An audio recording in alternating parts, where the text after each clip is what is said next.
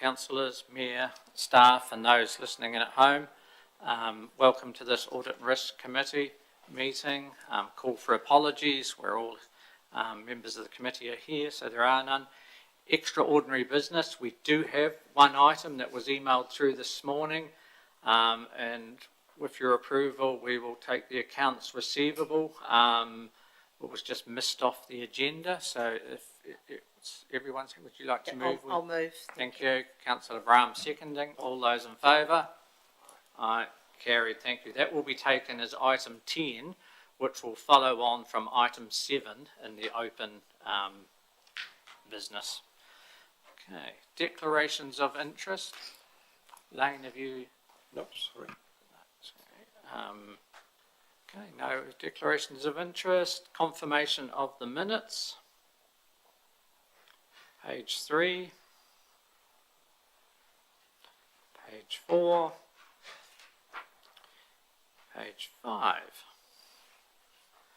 Everyone's happy you're moving, Councillor Cameron? I'd move that the minutes. Thank you. Seconded, Councillor Brahm. All those in favour, please say aye. Carried. Thank you. Okay. EA Network Centre Poolsafe Audit on page 6. And if you've got anything you'd like to add, Richard? No, nothing to add, just to introduce again, Alan's been with us plenty of times, but Alan is the Recreation Services Manager from EA, and part of her portfolio is to oversee the pool area, so this report sits under Alan. Okay.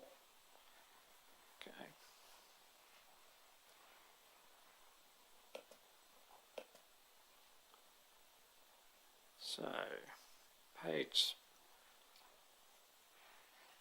Any questions of the report? Councillor Cameron. I have a few. How do you want me to do it? Per page? If you give us the page number and what you're referring to. PLSA Lifeguard. What does that stand for? What page number? Well, page 9 of 12. Refers to a PLSA. No, that's the report. I must be on the actual report, I'm guessing. Oh, well, that's just an abbreviation. Surely you can answer that, Richard. I don't think we need the page. Yes. Page 10 has a reference to it. So PLSA is the first step to gaining a lifeguard qualification. So it stands for Pool Lifeguard Skills Award. So it's when they do all of their practical and theory training and they're assessed on 7 scenarios. Okay. In the report, it alluded to you can get a report and approval immediately, or you can get one a wee bit delayed, and it's unclear whether we got one. We had it renewed. Was it an immediate one or a delayed one for after clarification? So we had one minor procedural update that we had to make in our documentation, and then we were granted approval. Okay. So you sent that off and they said that. Can I carry on? Certainly. Part 4, it talks about lifeguards are not required to know and we were achieved. It seemed a backwards way of referring to something. If you look at when I find part 4, it's in a big column. It's actually very difficult to read. You might want to give them a bit of feedback. Part 4 I've got there. It just said lifeguards are not required to know and we achieved it. Here we are. It looks like it's on essential components. Emergency plan. I can't see it now. P is 9 or 12. Achieved. There's reference on page 18, I think, to the matter Councillor Cameron's referring to. Thank you, Hamish. Thank you. Essential components, but that's got that, but it's not the... Fourth bullet point down, page 18.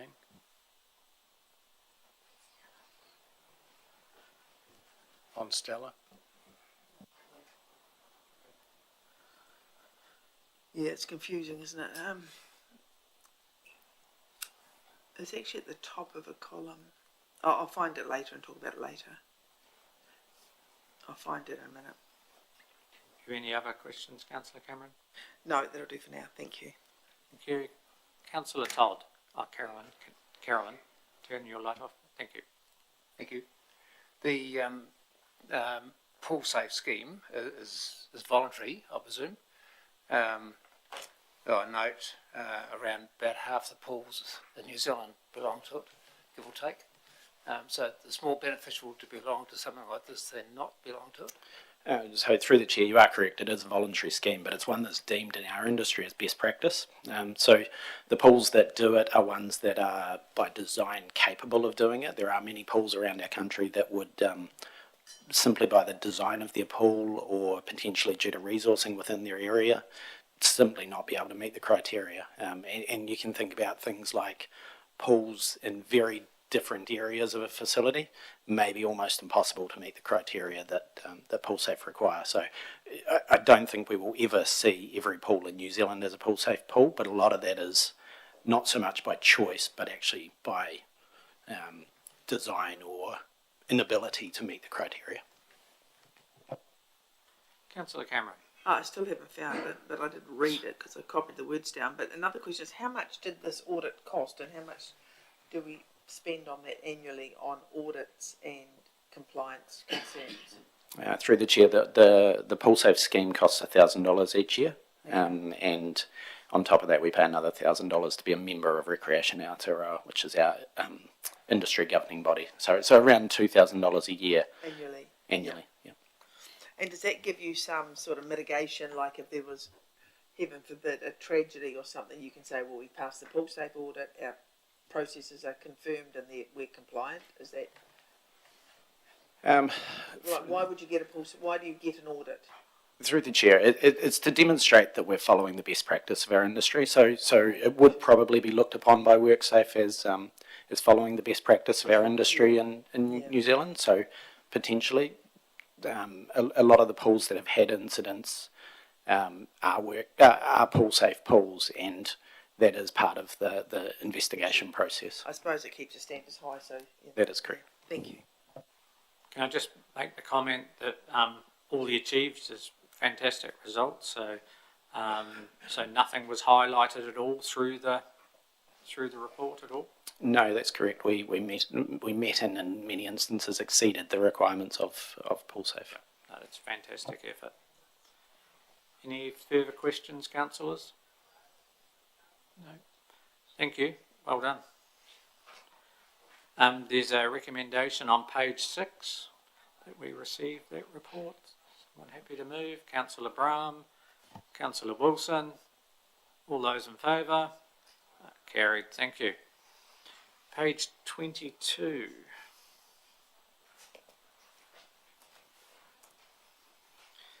Audit management letter.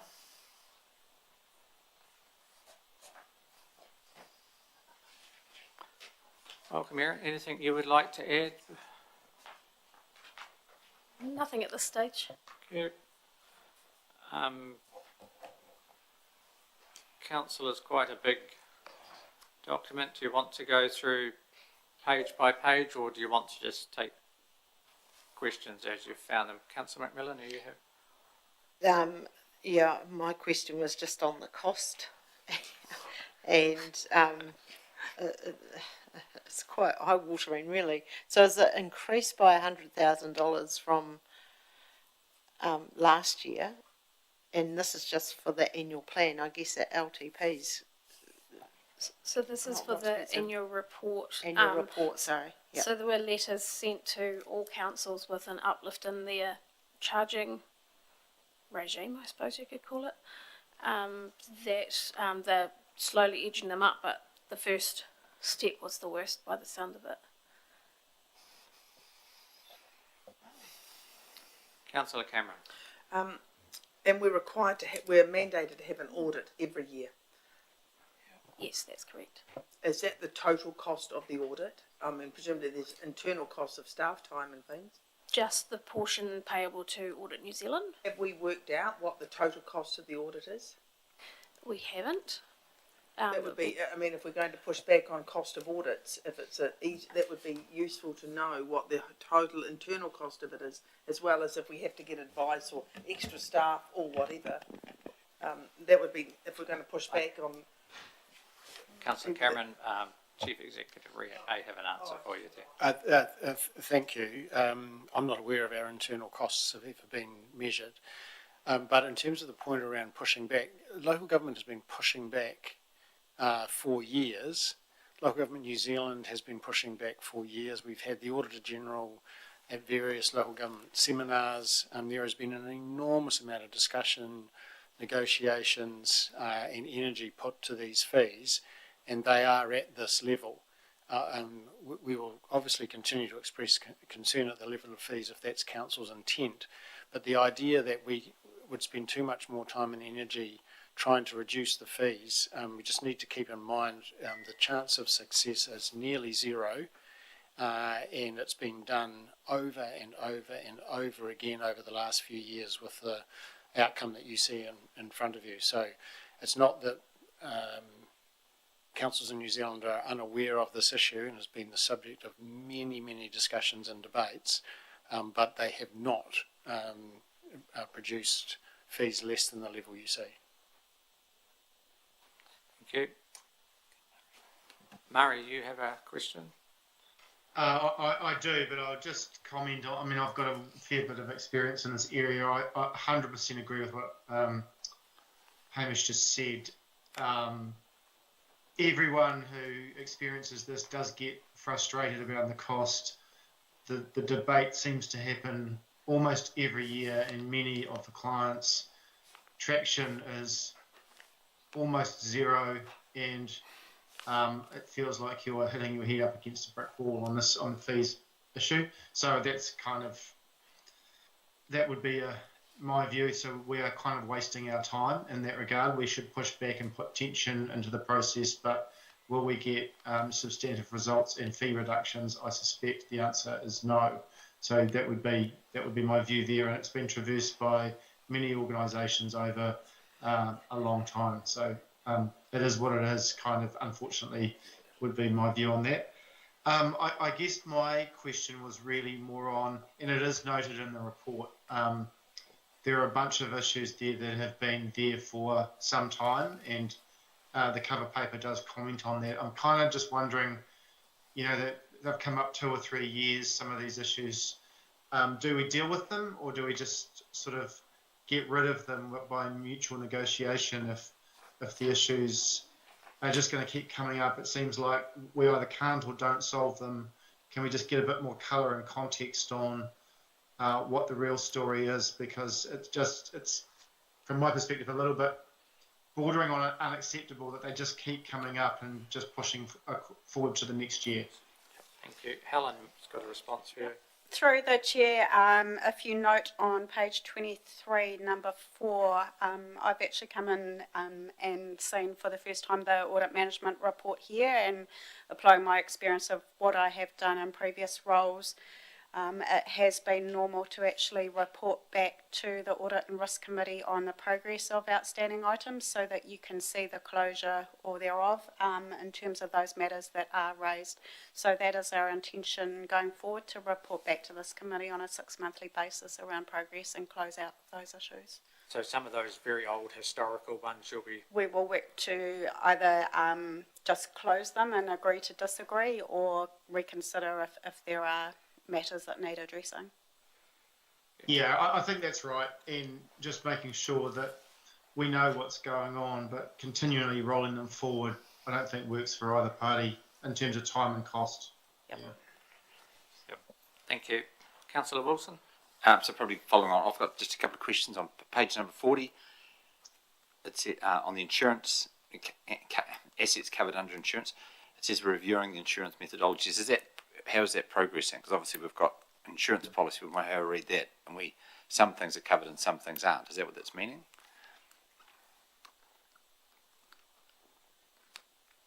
From the self-insurance side of things, from memory, there wasn't a lot of clarity of what that self-insurance reserve was to cover. So that's where the disparity came between what audit were asking and what answers we could give in that space. So what do we know what we self-insure and what? Because once you make a claim, you'll find out then for sure you're self-insured or not. So just like we don't have that information to be able to, that may be in the description of the reserve to start with, but the actual physical items are not listed in any space that we are able to find it.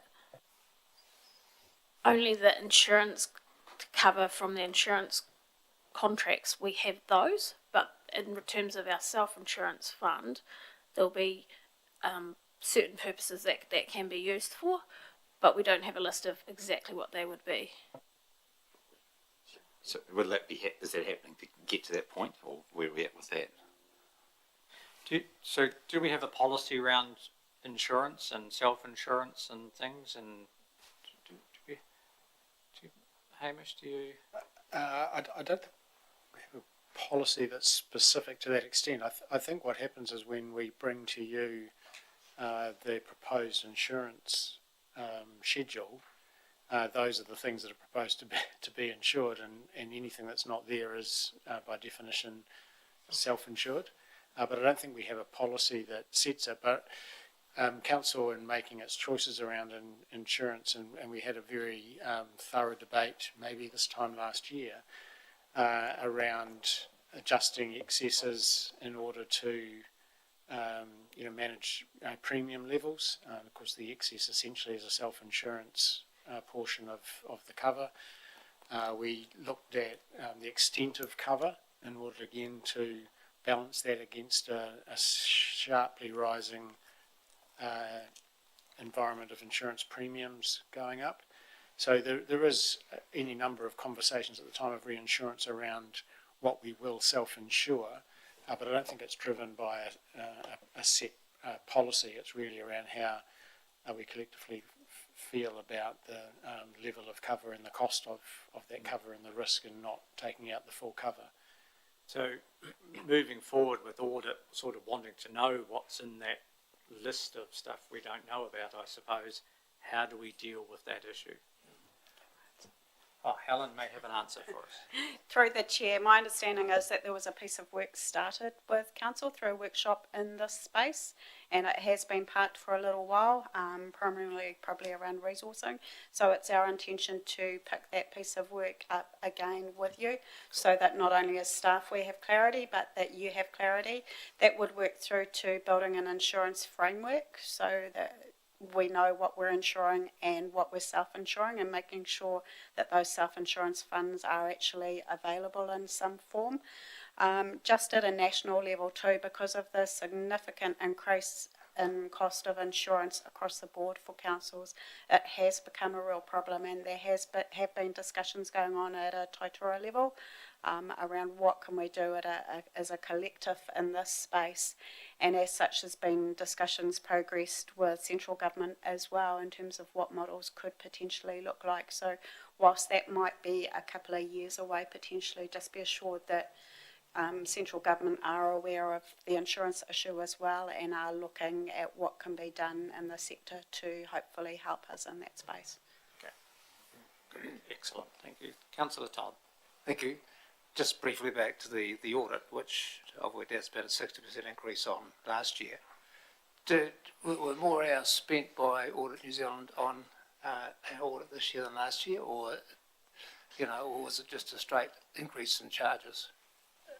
If I can perhaps answer that in a roundabout way, so the audit office will spend the time it takes for them to discharge their statutory obligation to audit the books. And so the number of hours it takes will depend on a whole host of things. It'll depend on the experience of their staff. It'll depend on how ready we are for them when they walk in. It will depend on matters that the Auditor General wants examined this year compared to a previous year that didn't have the same emphasis. It'll depend on emerging trends, particularly in and around asset valuation. Has occupied a lot of time when it previously occupied less time. And then when you get to the end, so it takes this huge number of hours of all those factors. When you get to the end of it, our local audit manager will assess what hours he believes is due to audit office inefficiency, and put it that way. So that might be young staff, it might be some coordination issues between requests for information, whatever the issue is, and then he writes those hours off and we don't get charged for them.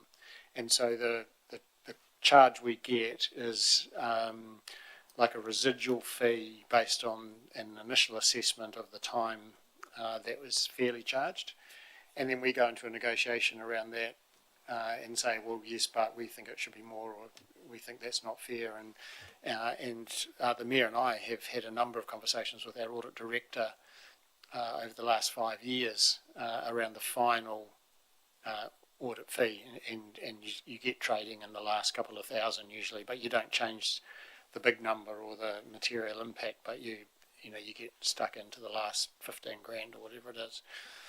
So the process of the number of hours is a good question, but the answer is way more nuanced and complicated than just saying this or that. Yeah. Councillor Cameron? Thank you. And it's disappointing to hear that, Hamish, that's how it works. Every other business has to account for every minute of their time, and I think what an accountant's and lawyer's 6 minutes or whatever, so the audit should do the same, in my view. Can I just respond to that, just for context? The truth for the Audit Office is that they are largely a training organisation. So the way in which the accountancy profession works in New Zealand, many finance and accounting people start in the Audit Office when they know nothing, and they learn with the Audit Office on the job, and then they leave the Audit Office and go out into the all sorts of other parts of the job market. And so the Audit Office has a significant challenge around young, inexperienced employees, and it's never been any different, but it was made dramatically worse by COVID. And they simply, because of the immigration restrictions, the border closures, they simply couldn't provide people to do the work. And it didn't matter how hard they tried, it didn't matter what the fee was, they just didn't have the people to do the work. In gearing up post-COVID, they have relied heavily on very young, very inexperienced, and often new to New Zealand staff. And that's the simple reality of working with them. And the fact that they do recognise some inefficiencies in the productivity of a group structured like that means we don't pay as much as we otherwise would. If they just accounted for the 6-minute intervals and charged us, the bill would be twice as high.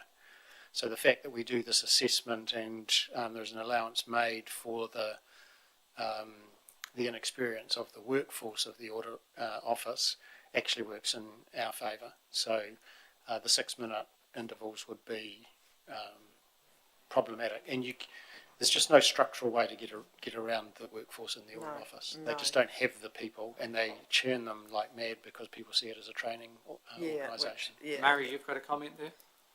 Yeah, I was just going to say that way of setting out the structure of an audit is no different to the private sector in terms of the way that's done in one of the big 4 or second tier firms. But what we've got here that sort of adds again to the dynamic is the work isn't tendered to, a bunch of firms every few years. It remains with the Audit Office. So that commercial tension, if you like, isn't there to the same degree in terms of a price check against a competitor. So that sort of weaves into the conversation as well. So it is quite complex. Yeah, and just, sorry, Mr. Chairman, just to follow that, there are a few councils that opted a long time ago to have private firms do their audit. So there are a handful that are audited by private firms, but the private firms still have to audit the things and to the standard that the Auditor General requires. So I don't know of any of those councils with private CA firms who are any more satisfied with the audit process than those of us who have the Office of the Auditor General, or the Audit Office. Yeah, that was going to be my next question. And we don't have the choice anymore. So there was a one-off opportunity to go with a private provider, and when you didn't take that X number of years ago, you have the Audit Office. I think that's a disgrace that the ratepayer has to deal with these inefficiencies. I think, and even if it is cheap because they're inexperienced, I still think that's a disgrace. But anyway, and I still consider, I think, Murray, you mentioned earlier, if that's our will to push back at the council, I mean, it certainly is my will to continue to push back. It only takes a letter every year and just saying how appalling it is. But my questions relate to, with your indulgence, Mr. Chair, we're talking about railing 29% of the top surface and 78% of railing assets. Do we have railing assets?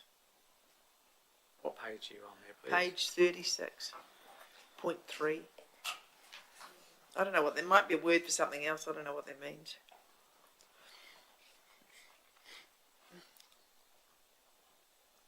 Are we talking bridges there? And this I road don't know, it's surface is, talking, we're and talking, the rails are the sides oh, of the well, bridge? it could I be think that, could be we're the talking supports. bridges, and is the way I read that. But Could be. We don't really know, do we? Or we do know. That would be the The bridges, sides of bridge the it road. is, number one is the bridge Okay. valuation, And- so it's a bridge. Okay, thank you. And then it talks about the railing as its useful lives. They're either past their useful lives or we're not investing enough to maintain the standard or the quality. And so we need to review the valuation of these assets for next time. Is that correct? How do we review them? So each year, even if we revalue the year before, we're required to do a fair value assessment of, or should I say the specialists in the asset fields are required to do their fair value assessment of the assets that are within their classes, and based on that they may do a revaluation if the movement is material for their asset classes. So is that a paper thing, a paper exercise, or is that someone getting in the car and driving out to look at all the bridges? It's a paper exercise at that point because they should have all that data in their system at that point too. Okay, so we'll do that every year, and we don't do that currently? Yes, we do. Okay. Right, sure, thank you. Mr Mayor. As Hamish mentioned, him and I meet with the auditor a couple of times a year, and this is a high topic that we have of the cost because of the overruns. But to be for audits, it's not one-sided, because the auditor, when he's in the office with us, we say you cause us this, that, or the other with your inexperienced staff and etc. He says something similar at times, that you could do better as well. So we've asked him for how can we do better, and so there's if it's not the right word, but there's faults on both sides. Both sides can do better to make the audit go faster and more efficient. So we can do better here as well as they can do better. And just for background, we're getting a new senior auditor this year coming. I think we've had the last one for 5 years, and that is the time's up. So we've already met with the new auditor, and he'll be on board for this audit at the end of this financial year coming up. Just thinking about the outstanding issues, and they're raised every year, and Murray brought up a very good point. We don't seem to make a lot of headway with them, and we talk about it at this time every year, and we're being told in the past we'll do something about it. But we get to here 1 year down the track and we still haven't got there on some of them. Some have been addressed and some haven't. So reporting 6 monthly, I wonder if it's too long. Should we not have an initial report at, say, 3 months, what progress is being made, and then the next report after that might be perhaps 6 monthly. But the first report to us on progress excuse me, is done at month 3, I'm suggesting. Hamish? Thank you, Mr Mayor. I think there's a couple of points. We can report on a time frame that suits council, so we're clearly happy to do that. 2 other points. Helen is bringing fresh eyes, and I think if your committee's heard that she wants to have a thorough review and try and find ways to clear these out. My understanding largely is of these matters that have rolled over and over and over is that we do disagree to disagree. We do agree to disagree. And that's why they're still there, because they're not closed out, because we haven't agreed that they're a sensible thing to do, so they just stay there. So the agreeing to disagree won't result in these disappearing, though it'll result in the Audit Office continuing to make the point they think they're necessary and us continuing to make the point that we don't think they are. So there is an element of these things rolling that is part of a normal process, but I repeat my earlier point, Helen's fresh eyes may have see a different picture and find a way to close them out in a way that is acceptable to both parties, so that feels like useful work. And to your first point, we're happy to report back on these in a time frame that best meets councillors' needs.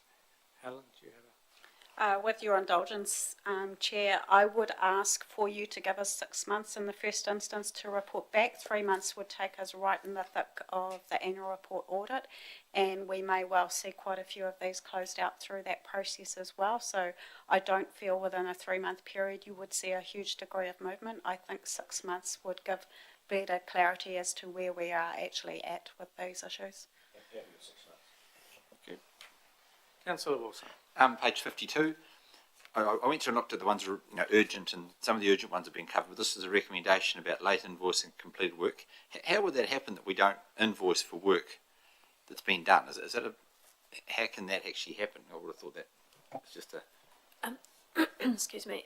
This can happen where someone has been expecting money to come in from an external source, so a grant or something like that, and then they haven't raised the debtor invoice to allow us to recognise where that money's to go to.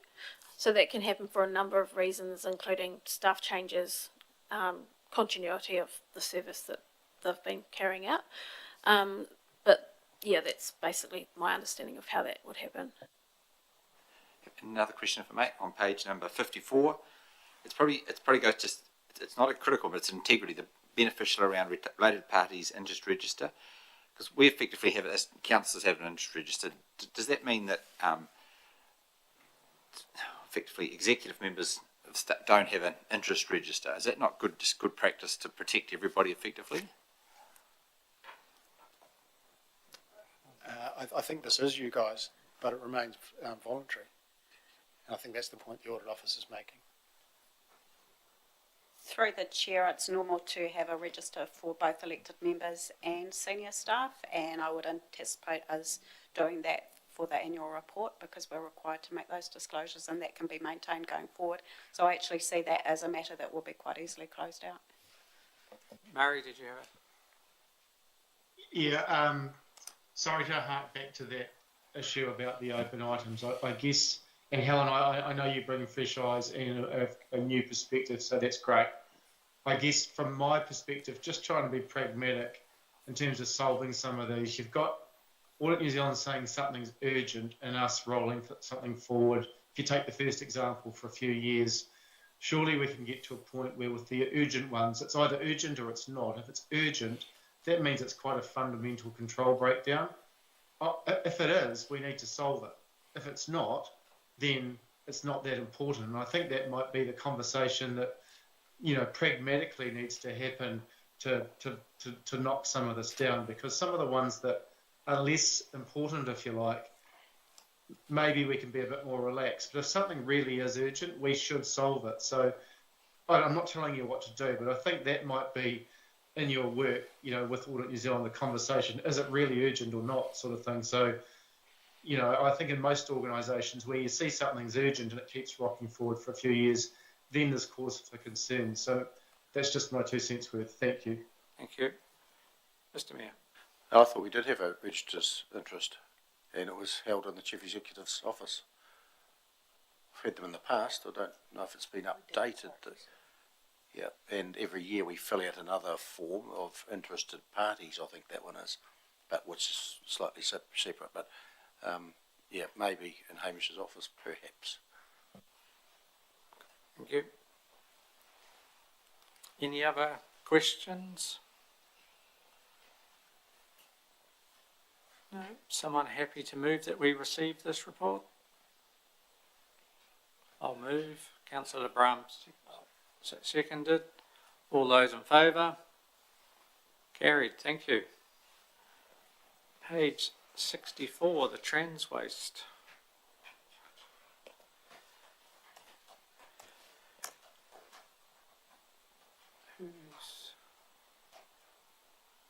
Tanya. Welcome, Tanya. Have you anything further you'd like to add? No? Any questions there, councillors? Murray, you have one?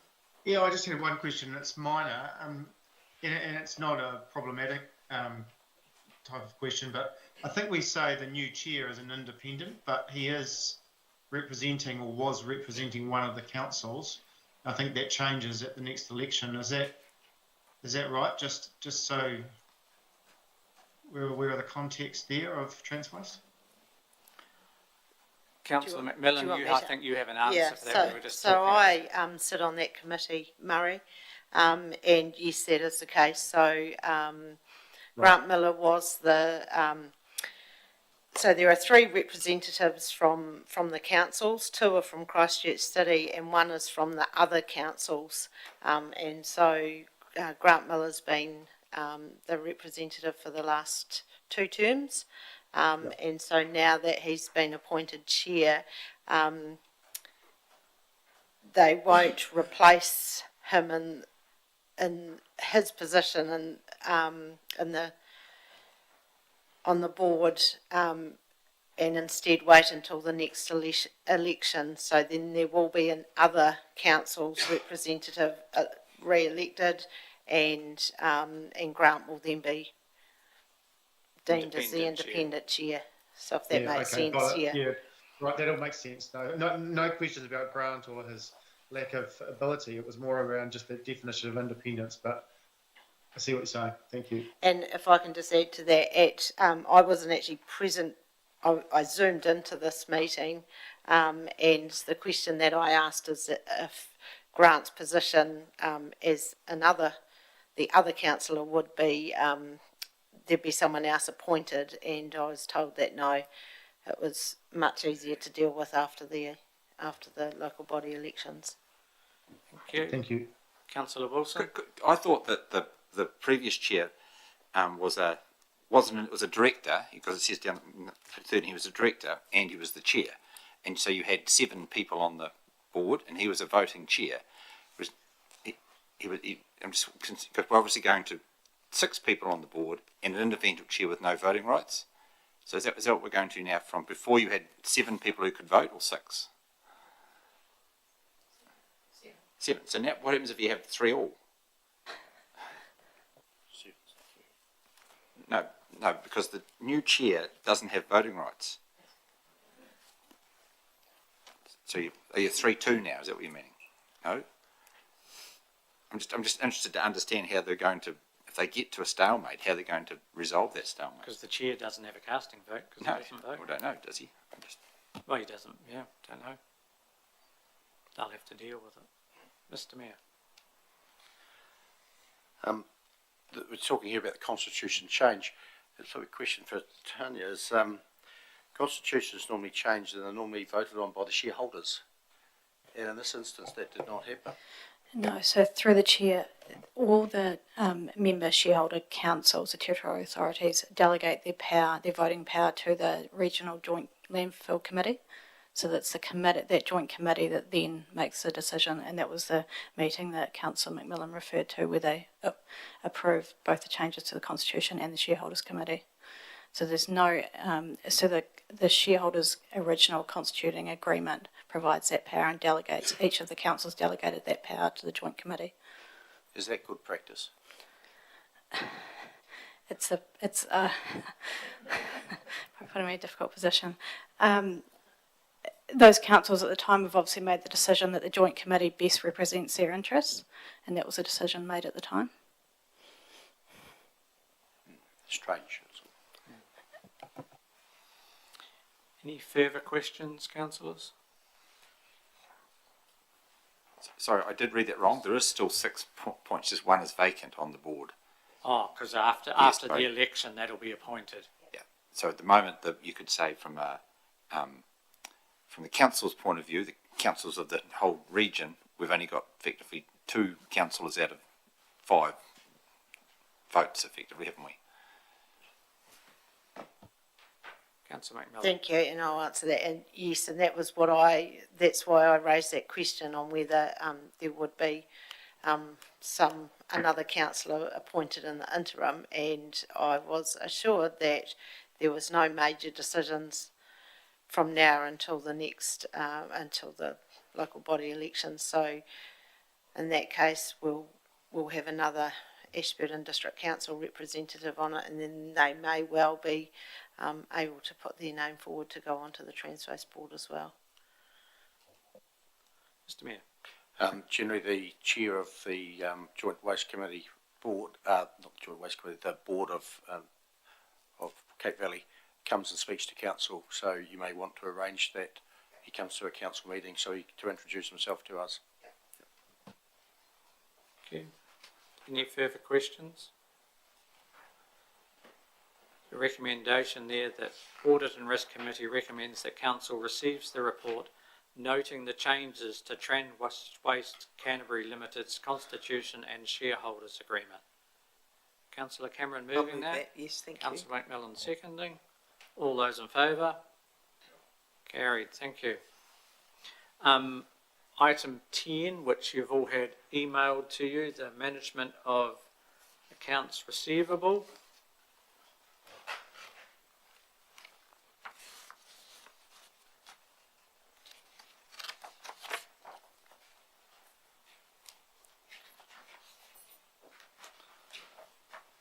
Welcome, ladies. Just because we've received this a little bit late, just wondering if there's anything in there that you would like to highlight for us, or that we should take particular note of?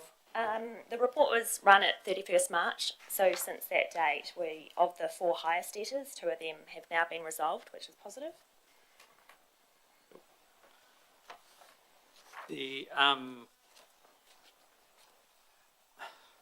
The debtor in the 50 to 100,000 range and negotiating an acceptable payment plan.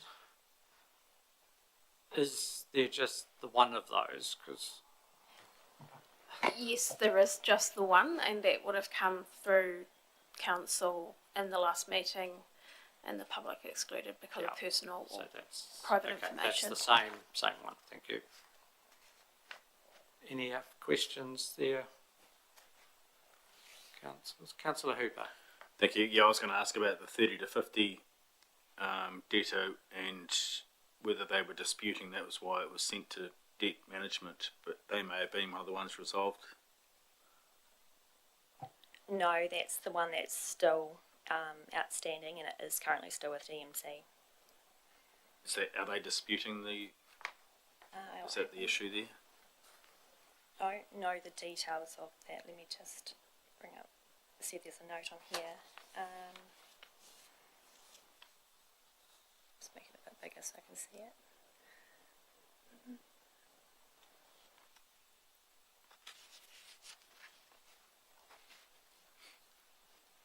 There's no note. I won't be able to tell.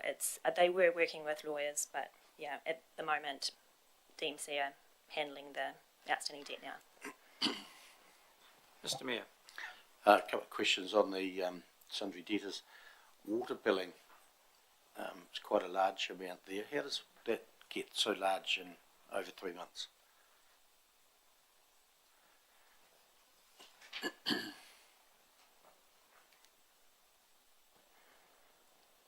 I might have to look into that, but yeah, water billing is done quarterly, so yeah, I'll follow up on that one.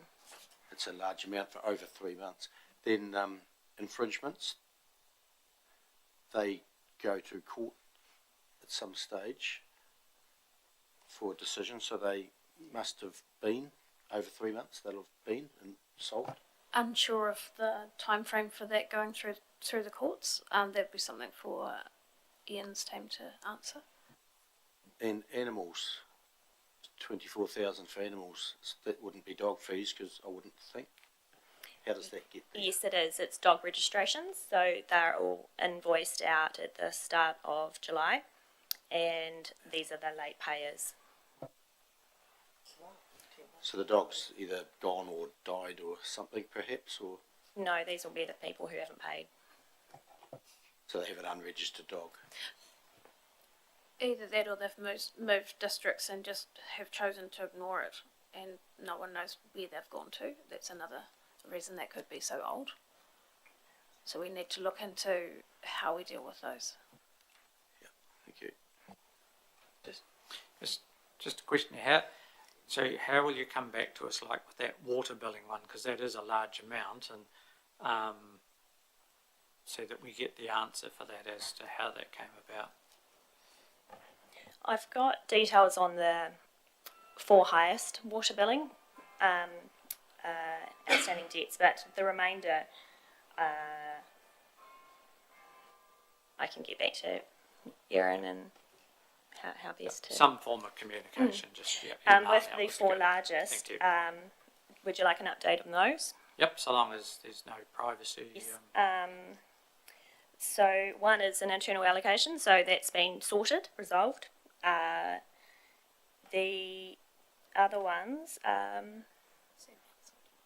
so the amounts, just making it tiny.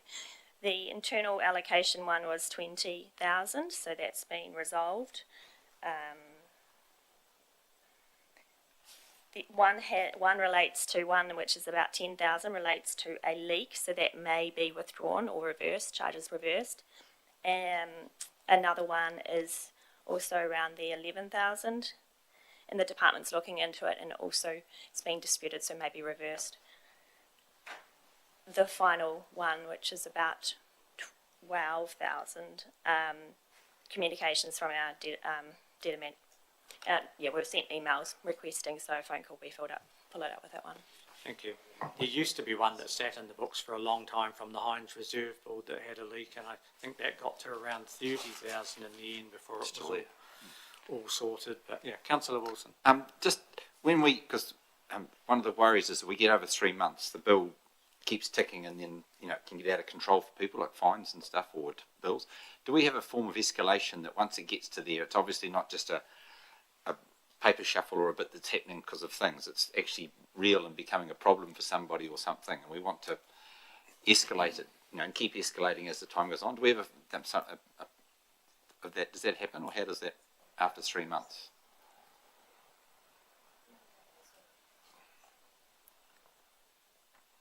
So generally, if we're talking all debtors, the DMC would deal with certain debts over a certain age, and then they would deal with the person to see if they can enter a payment plan to try and get that resolved. So first up is phone calls and trying to talk through with the customer to see what the problem is, why they haven't paid, see if we can get them to pay, and then if that falls down, because quite often people agree that they'll pay something and they don't, and then they'll get the further phone calls, and then it's off to the debt collectors after a letter. Councillor Cameron. Just a quick question. How many water debtors do we have? Like, how many accounts? Or even just how many are outstanding? 30? Because you talked about 4, and they were 10 or 11 or 12,000. Do we have 30 that are outstanding, or 40 or 80? Or? I could pull out the report. It'd probably just take a minute. Ballpark, if you... Like, is it a lot of... There's no outstanding one for $100,000 or...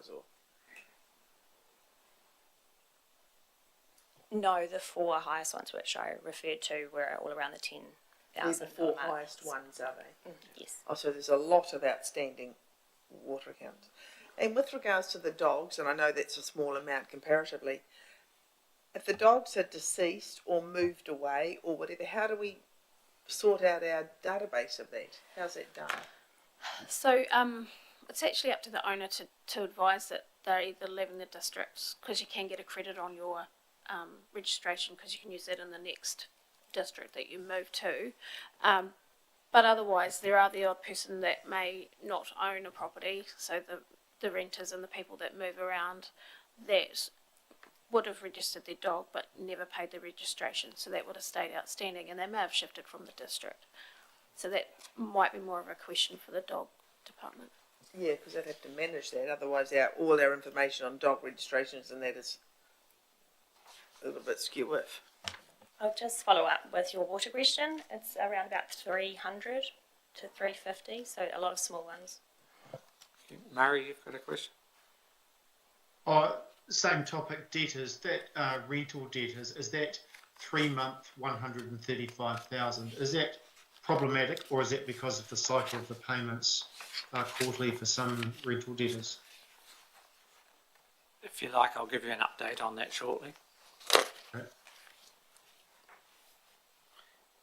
Any other questions? If not, would someone like to move, please, that we receive the accounts receivable report? Councillor Cameron, Councillor Wilson, all those in favour? Carried, thank you. That brings us to the end of the open meeting. Someone like to move, please, we go into committee. Councillor Wilson, Councillor McMillan, all those in favour, please say aye. Carried, thank you. Can you just turn off the...